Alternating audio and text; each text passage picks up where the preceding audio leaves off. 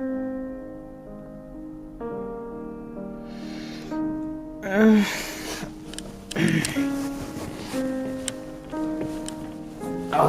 I need to get out of the house. But if I talk too loud, I think it's gonna hear me and pull me back in. I'm gonna go out the front door and get out of here. Door.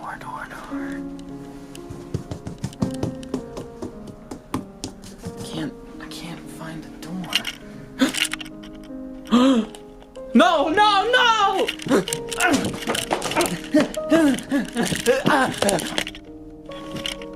Oh, God! I've been trapped in here for 6 hours. I'm trying to get out and I just keep coming back in here. Watch, here we go. Okay, I'm going out of my room. Okay, we are currently in the front room and now we're back here again. Just, I don't know what's going on. I can't get away. Someone help! Someone help me! I can't get out of my house. I've been trapped in here. I need food. I need to go to Taco Bell. They have nacho fries.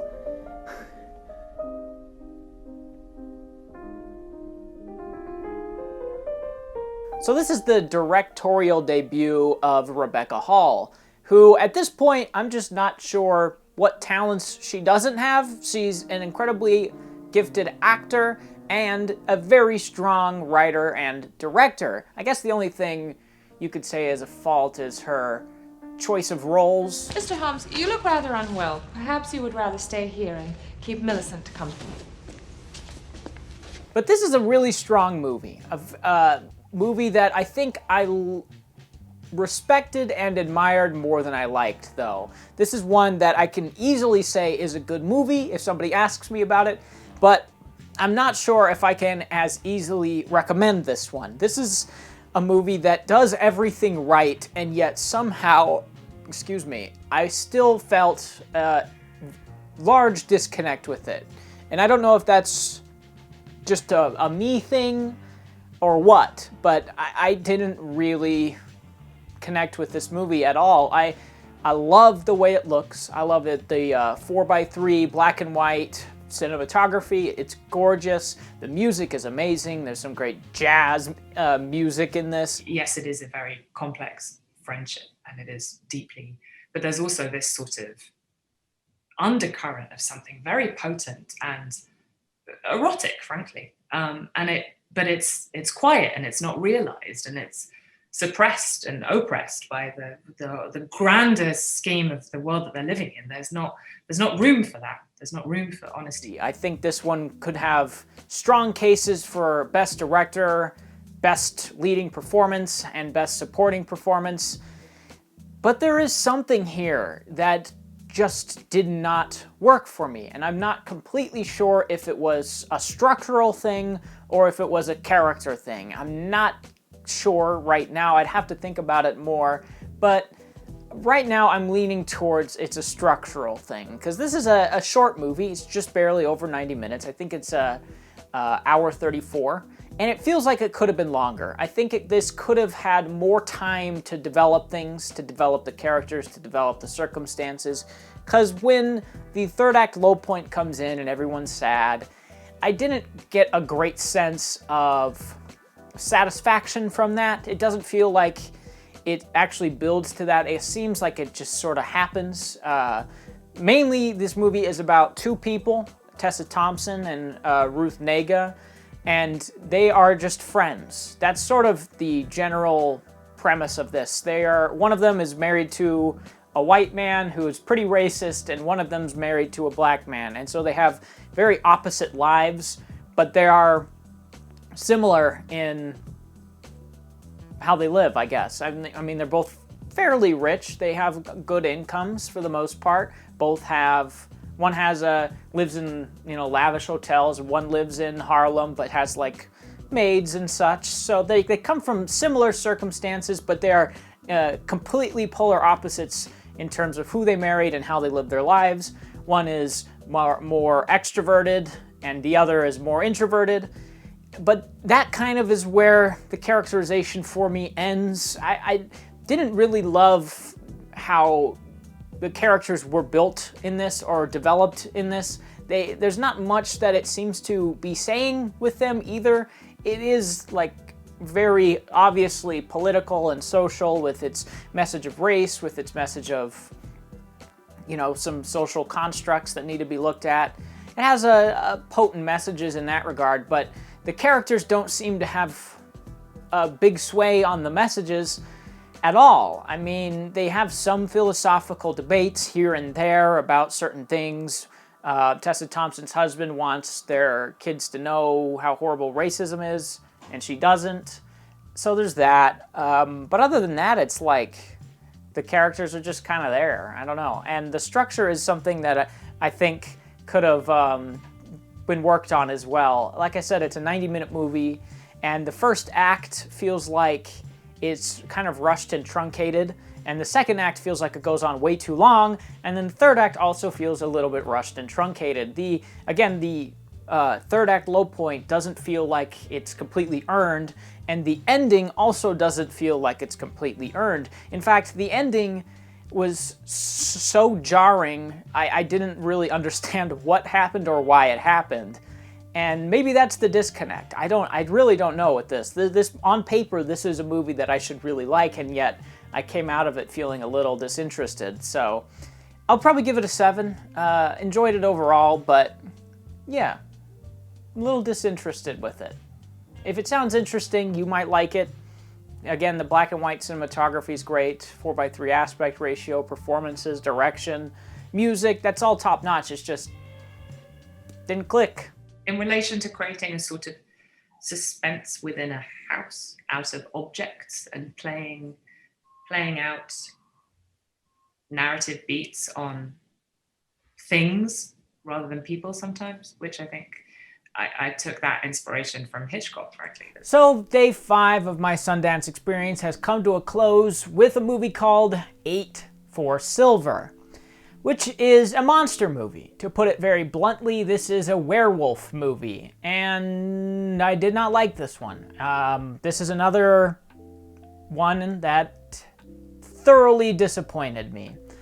There's been a handful of those, actually. This one looked good. This one looked promising from the stills, from the cast. I was actually expecting something, but it's not anything. It's just a pretty generic monster movie, which was absolutely shocking to me. I went into this kind of expecting something out of it, maybe a character piece, maybe some themes of something, and it is nothing. If you were to reduce the ultra-violence, which I did like, to be fair, and put in a preteen romance and make it PG-13, this would do gangbusters in October. It would actually absolutely slam dunk in October. But as it stands, I don't really know who this is for, because it's not for that audience, and it's not for people like me either. It's not made for anybody, actually. It is a ultra-violent werewolf movie where Boyd Holbrook attempts to have an English accent, and it doesn't go over all that well. 8 for Silver is set in the late 1800s and tells the story of a man with a troubled past that arrives in a remote country village to investigate an attack by a wild animal. During the course of his investigation, he discovers a much deeper and sinister force that has the manor and its townspeople in its grip. From the get-go, this was kind of a messy movie, which was made me nervous very early on, because it opens in World War I with Boyd Holbrook as an old grandpa, and a guy gets killed, and they pull out a silver bullet from him, and then a girl goes to Boyd Holbrook, a lady, and she says, "Oh, they found this in your son and my brother's things," and he said, "Oh, you're the keeper of the silver now." And then it cuts to some undisclosed time way before, like 40, 50 years beforehand, and so now we're in the late 1800s, and then it shows some gypsies, and then it shows these stuffy white suits saying, "We got to get the gypsies off," and they kill the gypsies in this horrific scene that is way too much. It's completely over the top to the point where it's almost silly how gross this movie and tasteless this scene is in particular. There's a long static shot of everyone just getting massacred, getting shot, and then they put all these people in a shallow grave, take one of the guys, put him on like a cross, cut off his hands and his feet, and put him up on a cross as an example, and then bury the one remaining gypsy alive. It's completely gratuitous, and it makes no sense to me. Yes, they wanted the gypsies off this land, and they wanted to make an example, but who else was on the land? Nobody. So why did you have to make an example of these people? Plus, they had a claim to the land, so then there becomes some curse that comes down, and yada yada, we have a monster movie. It's incredibly dumb.